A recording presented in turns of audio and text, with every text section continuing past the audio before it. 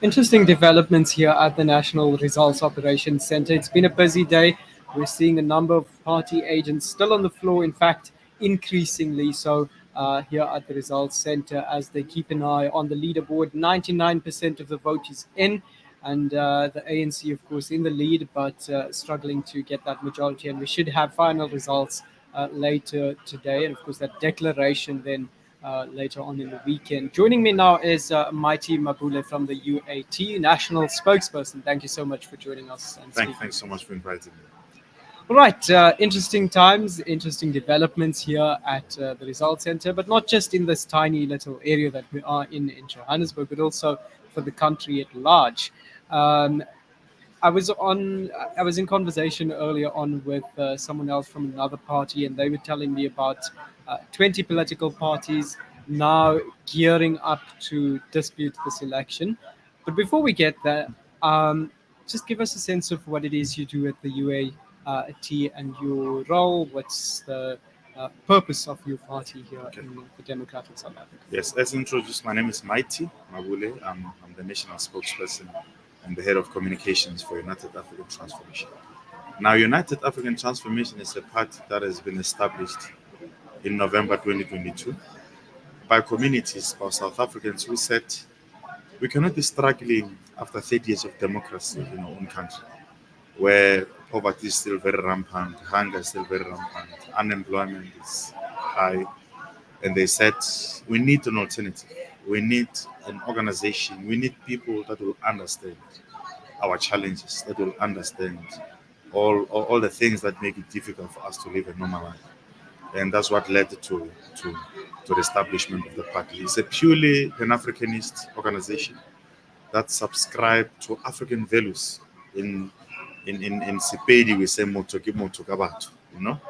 I am a person because you are. So that's something that propels us towards the direction of Ubuntu and humanity. And we said, as United African Transformation, we need to be united as Africans, because as much as we're in majority in this country, we're in majority in this continent, that majority is not helping us. Land is still in the hands of the minority. Economy is still controlled by the minority.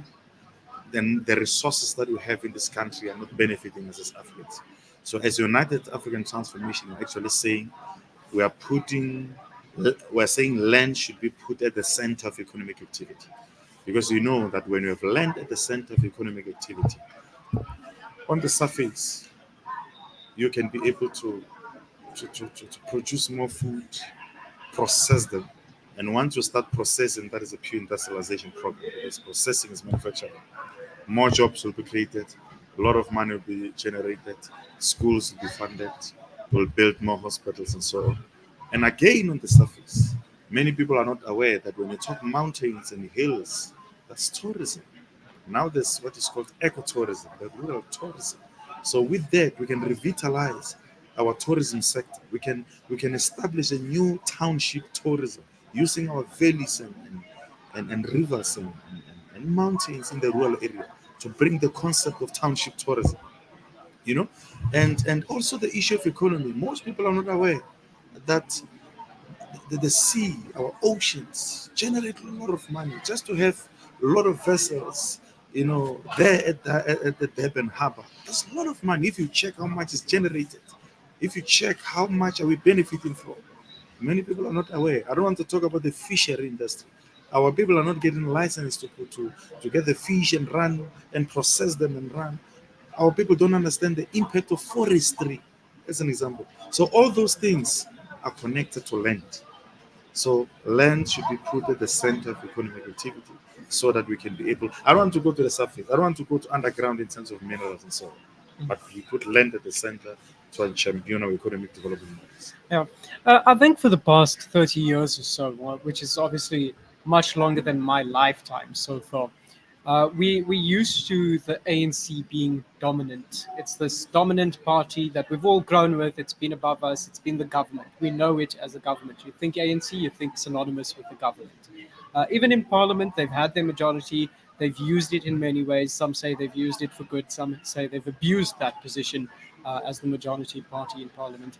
But coming out of this elections, and I think this is what really stands out, is we're seeing a number of new faces that will be in the parliament coming out of this election. We're seeing parties like Rise Mzansi, we're seeing Action SA, we're seeing BOSA, we're seeing different faces. Well, obviously, Muslim Imani, not a new face to parliament, but you get what I mean when I'm saying new parties and new faces in parliament. So certainly there is that refreshing aspect. And as the UAT, you will also be going to parliament after this election. But I think the seat allocation and the results that you've gotten so far, we were chatting earlier on offline, and you said it's not as much as it should be. What's going on there? Yes, it's not as much as should be because there were a lot of irregularities and discrepancies Mm. by the IEC. That's why we are part of this 20 political party that are actually aggrieved. So we are taking it forward. We want really to see the clear manifestation of a mature democracy, where things can be where the processes can be free and fair. But so far, you can't call them free and fair elections. So, but we have a number of votes in the provinces. We have 35,000 at the national level. We have around 11,000 in Popo, 6,000 in Gauteng. So we're participating for the first time. The journey continues. The life will be clearer as and when we move forward. Let's talk about those discrepancies everyone is talking about at the moment. What are you seeing there in terms of the discrepancies and the allegations that are coming out of this election?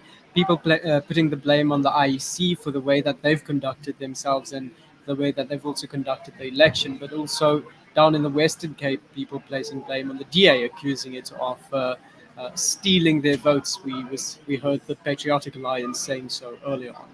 What's your perspective on that? Look, I think the first one that I have to mention is a situation where the numbers were kind of erased from the results papers. That's purely fraudulent, you know? And we have proof of that. We have proof of that. And there's somewhere where you'll find that they've changed the numbers, in other parties as well. And that is not good. The presiding officers harassed and chased away some of our party agents from different stations Mm. and had to handle the ballot papers alone, close them alone. Some of the ballot did not have seal. So the question is, when they chase our party agents and handling all the ballot boxes alone, that is not within the confines of free and fair And you've elections. got proof of that. Of course, we have proof of that, with number of stations, station numbers, our party agents are raising that, and so on and so forth. And all other issues that you see in the media spaces. We have reported. I personally spoke to the CEO of IEC, where I reported the matter where someone was taking ballot papers out of the school bracket, putting them in the box. That's not raised in the CEO. The videos are there, you know. Somewhere where in Limpopo there someone was stopped and the private car was full of ballot papers. It's there on the videos. It's there. But ultimately, someone should take responsibility for that. Are you at this point pointing a finger in any direction? And if so, which direction is that? Look, the directions at IEC, and the IEC should look at the station where they mandated people and check who was the presiding officer, who was the commander there, because obviously we won't know the officials all over the country. But as long as you represent the IEC, you make them responsible for your actions. Speaking about those 20 political parties, I think you are one of those. And we heard earlier on, my guest previously mentioned that they were seeking a revote um, in light of what they are observing and witnessing with regards to these discrepancies. But we're also hearing that these 20 parties are lawyering up. Can you confirm that? They are. They are lawyering up and hoping to take this further and to the extent where they want to see these elections being declared unfree and unfair. Yes, the process has started. Number one, we because in terms of the act, we are allowed to appeal whatever that is happening.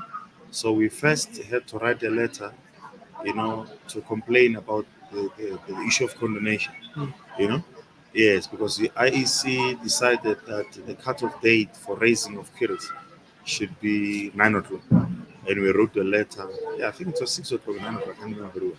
But we wrote a letter to say, looking at what has been happening in all 9 provinces, there's no way that you can give them such time. So we had to write the letter, sign all of them, send it to them for an extension. And now I think we asked another extension again in terms of the parties, so that they can give us time to collect all the data that is in the provinces and make, you know, a very concrete submission. And then from there, we'll sit down as political parties to check if whether we take the re-election direction or we take the recounting direction. But definitely, the elections are not, fair. Do you think a possible recount or revote might work in your favor? Is that possible? Recount or revote, could that work in your favor? Yes, they can work in our favor depending on the proof, because now we're still analyzing the data that we have. We're still analyzing the data that we have. I'll give you an example. If you choose if you choose recounting an example, it means all the ballot papers that were thrown away are not going to be recounted. So Mm. that can be worked against us. So we are kind of checking all the options so that we don't find ourselves asking for recount only to find the same number, but two times the number of the ballot papers have been thrown away. Where are you going to go? You know? Yeah, so we must first get the proof that this is the number of the ballot of our voters, the station, right? And then check what you have. So there's a data analysis that needs to be made before you can make an informed decision. All right, Mighty Mabule, thank you so much for your time. Thanks so much. I really appreciate That it. was Mighty Mabule from the UAT speaking to us about concerns around discrepancies that have been observed in various parts of the country with regards to the votes. It looks like we're going to be here for quite a long time as this is addressed, and hopefully we'll have some more about this for you in the coming hours as this story unfolds and develops. We're definitely not going anywhere anytime soon, so stay tuned.